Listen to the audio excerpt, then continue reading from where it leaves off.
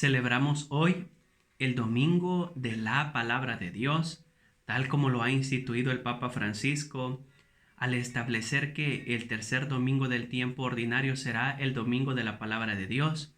Y el objetivo es volver a la palabra, que todos los días leamos, meditemos, reflexionemos la palabra de Dios, que ella ocupe un lugar importante en nuestra vida. El Evangelio de este domingo está tomado de San Mateo capítulo 4 del 12 al 17. Escuchemos el texto del Evangelio. Al enterarse Jesús que Juan había sido arrestado, se retiró a Galilea. Dejando Nazaret, se estableció en Cafarnaúm, junto al lago en el territorio de Zabulón y Neftalí. Así se cumplió lo que había dicho el Señor por el profeta Isaías: país de Zabulón, país de Neftalí, camino del mar, al otro lado del Jordán, Galilea de los gentiles. El pueblo que habitaba en tinieblas vio una luz grande. Los que habitaban en tierra de sombra de muerte, sobre ellos brilló una luz. Entonces comenzó Jesús a predicar diciendo: convertíos, porque está cerca el reino de los cielos. Pasando junto al lago de Galilea vio a dos hermanos, a Simón, al que llamaban Pedro, y a Andrés su hermano. Estaban echando el copo en el lago, pues eran pescadores. Y les dijo: venid y seguidme, os haré pescadores de hombres. Inmediatamente dejaron las redes y lo siguieron.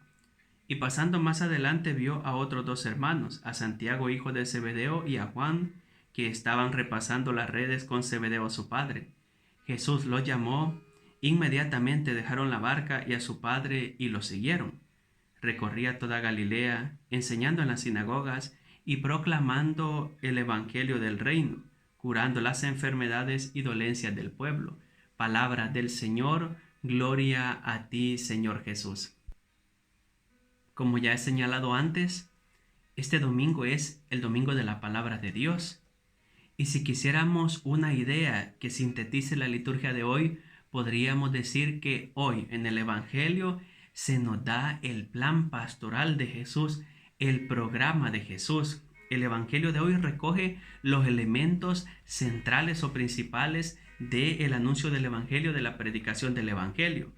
San Mateo es muy cuidadoso y parte de un hecho concreto. Juan Bautista ha sido arrestado. Ya no se escucha la voz del precursor. Entonces Jesús empieza a predicar, porque Juan había venido a preparar el camino del Señor. Juan está preso, Juan ya no está.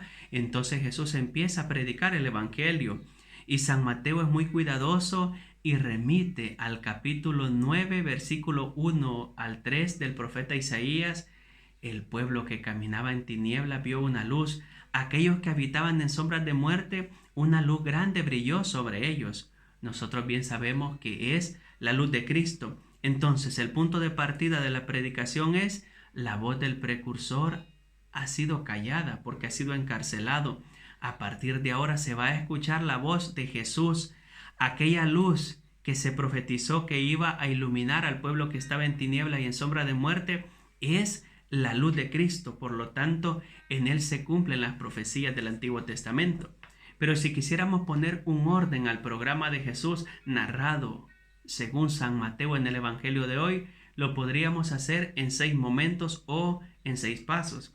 En primer lugar, Jesús da cumplimiento a las Escrituras. Con él o en él se cumplen las promesas hechas al pueblo de Israel. He citado Isaías 9:1-3, el pueblo que caminaba en tinieblas vio una luz. Esa promesa y otras más se cumplen en la persona de Jesucristo. Por eso nosotros podemos leer el Antiguo Testamento y repasarlo más, y caeríamos en la cuenta de una cosa: sin el Nuevo Testamento, el Viejo Testamento carece de sentido. Sin Jesucristo, el Antiguo Testamento pierde todo su horizonte, porque Él es quien da cumplimiento a las promesas. Él es el Mesías y Señor. En segundo lugar, Jesús es la buena noticia de salvación. Él asegura que el reino de Dios está cerca. Él es el reino de Dios. Él es la buena noticia de salvación. Él es el mensaje de liberación. Él es quien nos ofrece la salvación y la vida eterna. En tercer lugar, El mensaje de Jesús es urgente, no puede esperar. El reino de Dios está cerca, por eso urge convertirse, urge cambiar la manera de pensar, la manera de vivir y volver al encuentro con el Señor. Pues urge cambiar. El Señor ha venido a visitarnos y es necesario abandonar la antigua vida, la vida del pecado, y volver al camino del Señor. En cuarto lugar, el Evangelio concluye hablando de milagros y curaciones. Los milagros y curaciones evidencian que el reino de Dios ha llegado ya. Los milagros confirman, acompañan la predicación del Evangelio. En quinto lugar, tal como escuchamos, Jesús llama a los primeros discípulos. Jesús les dice, ven y sígueme. Y sorprende el texto del Evangelio que ellos escuchan la voz de Jesús y le siguen inmediatamente, posponen todo y comienzan a seguir a Jesús. Por lo tanto, para ser discípulo de Cristo, para seguir al Señor, hay que dejar todo aquello que nos impide seguir a Jesús. Hay que cortar con todo aquello, hay que erradicar todo aquello que nos aleja de Él, que nos impide seguirle a Él. Ciertamente el Evangelio nos habla de los primeros discípulos que después serán apóstoles, pero también podemos pensar en nuestra llamada. En la llamada de los primeros discípulos también escuchamos la llamada nuestra a la vida de santidad. Escuchamos la llamada a ser discípulos de Jesús. Escuchamos la llamada a adherirnos al proyecto del reino y ser partícipes del plan salvífico que Cristo nos trae. Y en sexto lugar, quiero decir la perspectiva universalista y eclesial.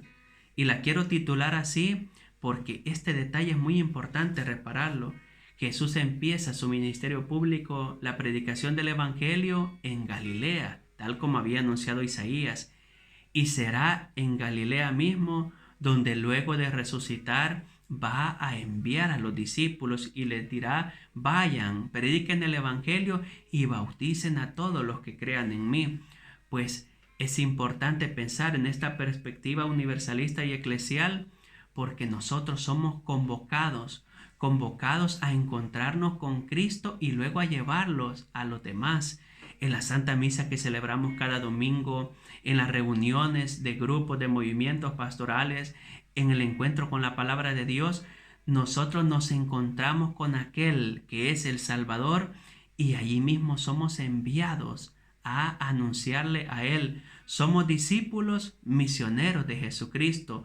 Nos llenamos nosotros del amor de Dios en los sacramentos, en la experiencia de encuentro con Cristo, en la palabra y en los sacramentos, especialmente en la Eucaristía, y a la vez somos llamados a anunciarlo a los demás.